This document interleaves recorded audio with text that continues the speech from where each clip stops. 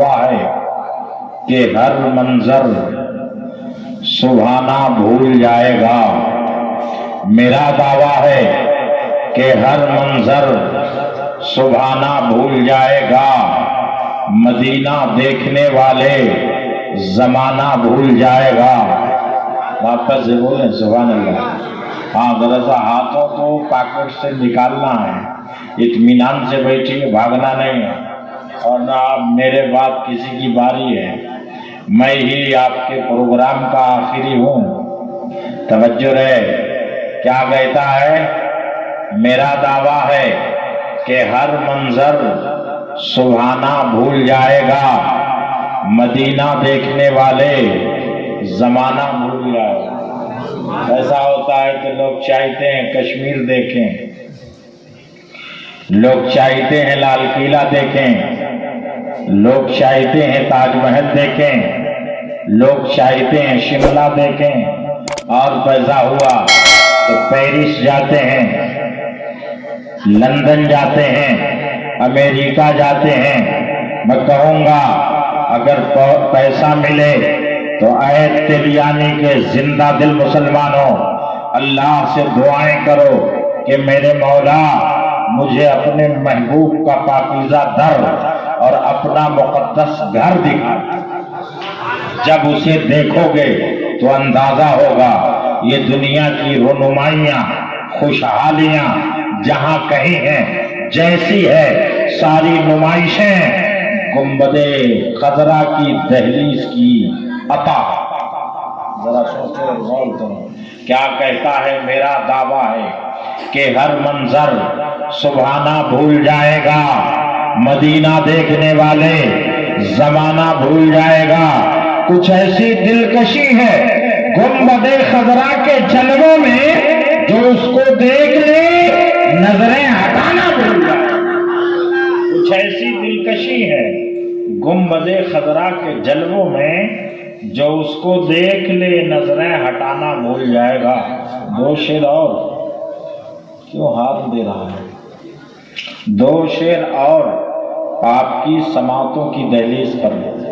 तवज्जो है, पेशगी हाथों को उठा के कह दे या रसूल अल्लाह।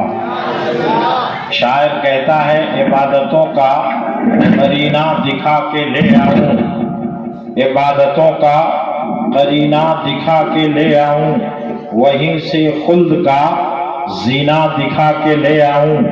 इबादतों का करीना दिखा के ले आऊं, वहीं से खुल्द का जीना दिखा के ले आऊं। इलाही इतना करम कर मेरी गरीबी पर, मैं अपनी माँ को मदीना दिखा के। इलाही इतना करम कर मेरी गरीबी पर, मैं अपनी माँ को मदीना दिखा के ले आऊं। हाथ उठाएं, किस किस की माँ जिंदा है? जिनकी अम्मी इंतकाल हो गई हैं, अगर अल्लाह दौलत दे तो आप पहले एक हज अपनी तरफ से जो फर्ज है उसे कर लें, तो अपनी माँ अपने वालिद की जानिब से भी अल्लाह तौफीक दे तो एक एक नफली हज कर लें, उन्हें भी सवाब पहुंचे, है ना। आका अलैहिस्सलाम का घर कितना अनोखा है, मुस्तफ़ा दाने रहमत का दर कितना पाकीज़ा और निराला है। कायनात में जब आप खित्ते का, इलाके का, शहर का जायजा लेंगे तो पता चलेगा सारी बहारें मुस्तफ़ा जाने रहमत के सदका को फैल। हत्ता के जब आप काबा देखेंगे, किसे देखेंगे? काबा, लफ्ज़े काबा, तवज्जो देना, काबा देखेंगे तो काबा भी कहेगा एक ऐसा मकाम है जो मेरा काबा है। आप उसे बोले सुभान अल्लाह, मेरा काबा है। इमाम अहले सुन्नत अजीमुल बरकत हजरत इमाम अहमद रज़ा खान फरमाते हैं क्या रे मियाँ, तुम काबे का काबा देखना चाहते हो तो आओ मुस्तफा का रोजा देख लो। हाजियों आओ शाहनशाह का रोजा देखो। हाजियों से कहा जा रहा है, सबसे नहीं। अब जो हज कर लिया है उससे कहा जा रहा है, आपने हज कर लिया, हाँ। तवाफ़े काबा कर लिया, हाँ। مقام ابراہیم میں نمازیں پڑھ لیا، ہاں صفا اور مروہ کی صحیح کر لیا، ہاں آپ نے مزدلفہ اور عرفات میں قیام کر لیا، ہاں اب آپ حاجی ہو گئے۔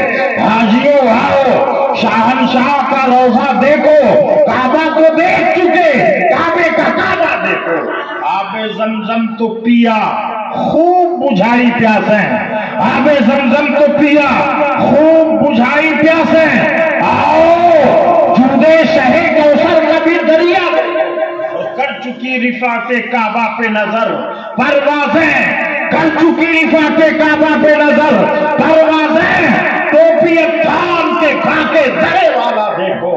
حاجیوں آؤ، شاہنشاہ کا روضہ دیکھو، کعبہ تو دیکھ چکے، کعبے کا کعبہ کیوں ہے؟ کعبے کا کعبہ کیوں ہے؟ آپ نے سنا ہوگا علماء سے کہ جب آقا علیہ السلام نے مکہ شریف کو فتح کیا تو فتح مکہ کے موقع پر تشریف لے گئے، تمام اہل مکہ ڈرے سہمے تھے۔ ارشاد فرماتے ہیں آج بدلے کا دن نہیں ہے، آج معاف کرنے کا دن ہے۔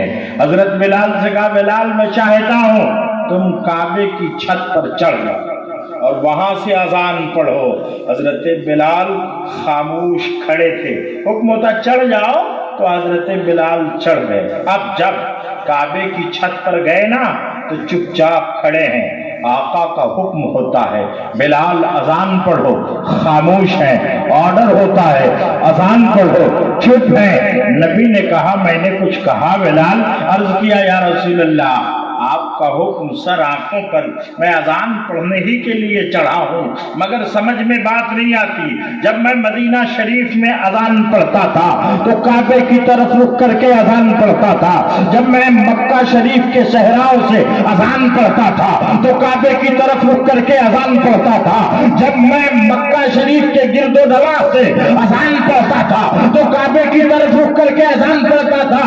اب میں کعبے کی چھت پر ہوں، کعبہ کے گرد و نواح نہیں، اب میں کعبے کی چھت پر ہوں، مکہ کے صحرا میں نہیں، اب میں کعبے کی چھت پر ہوں، مکہ کے پہاڑی خطوں میں نہیں، اب میں کعبے کی چھت پر ہوں، مدینہ شریف میں نہیں۔ میرے آقا اب کدھر رخ کروں، اب کسے قبلہ بناؤ، اب کس کی طرف اپنا منہ کروں؟ تو آقا نے فرمایا تمہارا نبی تمہارے سامنے ہے، اس کی طرف اپنا رخ کرو، تمہاری اذان درست قرار دی جائے گی۔ اب اعلیٰ حضرت کا مشیر پڑھو، حاجیوں آؤ، شاہنشاہ کا روضہ دیکھو، کعبہ تو دیکھ چکے، کعبے کا کعبہ، آقا کعبے کا کعبہ ہے۔ واقعہ سنا ہوگا، ایک واقعہ اور بیان کرتے ہیں، ایک واقعہ اور بیان کرتے ہیں اور کہتے ہیں کہ آقا اعلیٰ نبینا علیہ تحیۃ و ثنا، اعلیٰ حضرت جو کعبے کا کعبہ کہہ کر پتہ دے رہے نا، جو پتہ دے رہے ہیں جواب نہیں ہے، جس باریکی کو بیان کر رہے ہیں اندازہ نہیں لگایا جا سکتا۔ توجہ کریں، آپ نے سنا ہوگا مگر آج جو میں بتانے والا ہوں آپ قطعی نہیں سنے ہوں گے، اور اگر سنے ہوں گے تو حیرتوں میں ڈوب جائیں گے کہ اللہ رب العزت نے کیسی شان و عظمت عطا فرمائی ہے۔ پہلے یہ وصول جان جائیں، وصول جان جائیں۔ ایک واقعہ یہ لوگ بیان کرتے ہیں کہ حضرت عبد المطلب مصطفیٰ جان رحمت کے دادا پیدا ہونے کے بعد آقا کو اپنی گود میں لے کر کعبہ شریف کا طواف کرانے آئے۔ رواج تھا وہاں کا کہ جب بچہ پیدا ہوتا تو لوگ کعبہ شریف کا طواف کراتے تھے۔ حضرت عبد المطلب مصطفیٰ جان رحمت کو لے کر آئے، لوگ چوراہوں پر مکہ شریف کے بات چیت کر رہے تھے۔ اما کیا بات ہے، آج کی صبح اچھی ہے، نرالی ہے، خوبصورت ہے، شاندار ہے، سمجھ سے بات باہر ہو رہی ہے، آخر وجہ کیا ہے؟ کوئی کہتا ہے میں اپنے باغ کی طرف گیا تھا، کچھ پیڑ پودے سوکھ رہے تھے مگر ان میں ہریالی ہے، پھول ہے، حتیٰ کہ پھل لگے ہوئے ہیں۔ کوئی کہتا ہے میں اپنے استبل سے باہر آیا ہوں، اس میں میری اونٹنی بندھی ہوئی تھی، وہ دودھ نہیں دیتی تھی، بوڑھی ہو گئی تھی، تھن سوکھ گیا تھا، مگر اب میں جب اسے اندر داخل ہوا کہ باہر نکال کر کھوٹا پر باندھوں تو میں نے دیکھا ہے اس کا تھن دودھ سے بھرا ہوا ہے. سمجھ میں نہیں آتا ہے یہ سبحانی ٹھنڈک صبح کی، یہ نرالا وقت ہے، یہ موسم بڑا سبحانہ ہے. بات کیا ہے؟ تب تک دیکھا کہ حضرت عبد المطلب اپنی گود میں ایک سفید کپڑے میں لپیٹے کسی کو لے کے آ رہے ہیں، اور جب کعبہ شریف کا طواف کرانا چاہ رہے ہیں تو کعبہ عبد المطلب کا طواف کرنے لگا. لوگ حیرت سے ڈوب کر دیکھتے ہیں اور پوچھتے ہیں عبد المطلب سمجھ میں کچھ آ رہا ہے کہ نہیں، دکھائی دے رہا ہے کہ نہیں؟ عبد المطلب نے کہا کیوں، کیا ہوا؟ کہا ہم نے کبھی نہیں دیکھا کہ کعبہ تمہارا طواف کرتا ہو. تم متولی پہلے سے ہو، تم چابی بردار پہلے سے ہو، تم یہاں کے سردار پہلے سے ہو، مگر آج تک کعبہ عبد المطلب آپ کا طواف نہیں کیا، آج کیوں طواف کر رہا ہے؟ حضرت عبد المطلب ششدر ہو کر کہتے ہیں اما بات سمجھ میں نہیں آتی ہے. واقعی اس سے پہلے کعبے کا طواف ہم کرتے تھے، اب کعبہ ہمارا طواف کر رہا ہے، کیا معاملہ ہے؟ تو اپنے روح ایمانی سے حضرت عبد المطلب نے کہا تھا اے لوگوں یقیناً